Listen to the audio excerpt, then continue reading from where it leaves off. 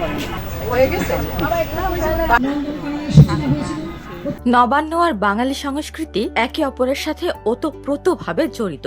বাঙালির জীবনের অবিচ্ছেদ্য এই অংশ ছাড়া অসম্পূর্ণ থেকে যায় সংস্কৃতি চর্চা। তবে সময়ের পরিবর্তনে এই ঐতিহ্যবাহী উৎসব ধীরে ধীরে হারিয়ে যেতে বসেছে। তাই তো বাঙালির লোকজ ঐতিহ্যের এই গৌরবোজ্জ্বল অধ্যায়কে নতুন প্রজন্মের সাথে পরিচয় করার দেওয়ার লক্ষ্যে দিনব্যাপী অনুষ্ঠিত হয়েছে নবান্ন উৎসব।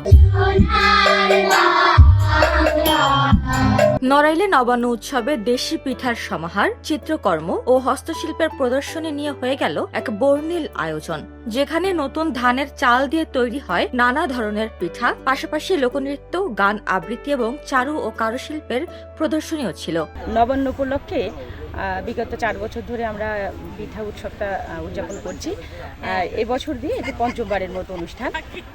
তো এই অনুষ্ঠানে আমাদের গ্রামের যত মহিলারা আছে তারা অনেক বেশি ভালোবাসার ছোঁয়া দিয়ে পিঠা তৈরি করে নিয়ে আসে সকলের জন্য স্বউদ্যোগী হয়ে। তো এবার আমরা প্রায় 30 রকমের পিঠা এনেছি।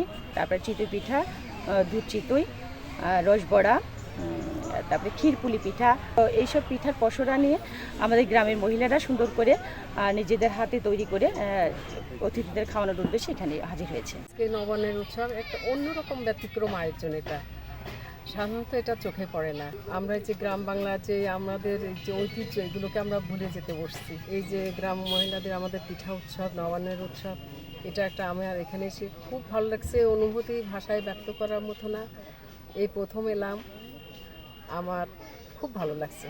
পঞ্চমবারের মতো এবার গ্রাম বাংলার ঐতিহ্যবাহী নবান্ন উৎসবের আয়োজন করেছে নন্দনকানন।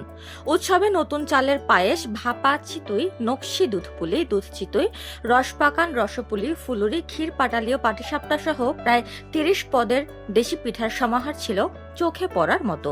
নবান্নের উৎসবে এসেছি, আমি এখানে অনেক ছবি এঁকেছি এবং অনেক মজা করেছি। আমি এখানে একটি ছবি এঁকেছি, তার ভিতরে অনেক কৃষক আছে এবং একটি মেয়ে তাদের জন্য ভাত নিয়ে আসছে। তারা অক্লান্ত পরিশ্রম করে আমাদের জন্য ধান কেটে ভাত তৈরি করেন, এজন্য আমরা তাদেরকে সম্মান করব। আমার এখানে এসে খুব ভালো লেগেছে। দিনব্যাপী এই উৎসব দেখতে দূর দূরান্ত থেকে নন্দনকাননে ভিড় জমান শিশু কিশোর সহ নানা বয়সী মানুষ। অন্যান্য বছরের তুলনায় এবার আয়োজন ছিল জাঁকজমকপূর্ণ।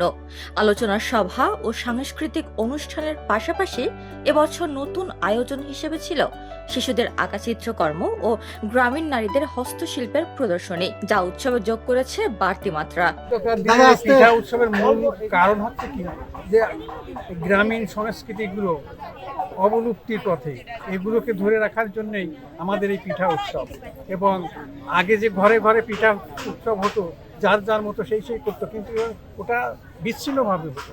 আমরা সেইটি সাংগঠনিকভাবে করার জন্য এবং গ্রামবাসীকে এবং সাধারণ লোককে উদ্বুদ্ধ করার জন্য আমরা এই পিঠা উৎসবের আয়োজন করেছি, যা নবান্ন নামে আমরা চালাচ্ছি। এমন আয়োজনের মাধ্যমে বাঙালির লোকজ ঐতিহ্য ও সংস্কৃতির সঙ্গে নতুন প্রজন্মকে পরিচয় করিয়ে দেওয়া সম্ভব। নবান্ন একটি উদার, সার্বজনীন ও অসাম্প্রদায়িক উৎসব। সেই সাংস্কৃতিক চেতনাকে টিকিয়ে রাখতেই এই আয়োজন বলে মনে করেন নন্দনকাননের সাধারণ সম্পাদক। বাঙালি সংস্কৃতি আমাদের আসল সংস্কৃতি।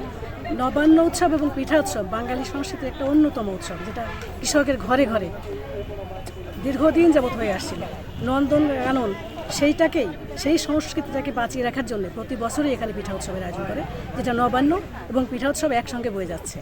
তো আমরা এই ধোপাকুলা গ্রামের আমাদের যে সমস্ত মহিলারা, এরা অগ্রণী ভূমিকা পালন করে এবং এই মহিলারা এখানে কোনো প্রফেশনাল যারা পিঠা বানায়, তৈরি করে বা সেরকম কোনো পিঠা না, নিজেদের হাতে চাল কুটে নিজেদের বাড়িতে তৈরি করে নিজেরা এখানে পিঠা বানায় নিয়ে চলে আসে। প্রত্যেকটা পিঠাতেই তাদের হাতের ছোঁয়া থাকে এবং তাদের এই যে অগ্রণী ভূমিকা আমাদের এই পিঠা উৎসব, বিশেষ করে নবান্ন উৎসবে, এটা আমাদেরকে খুব অ্যাপ্রিসিয়েট করে।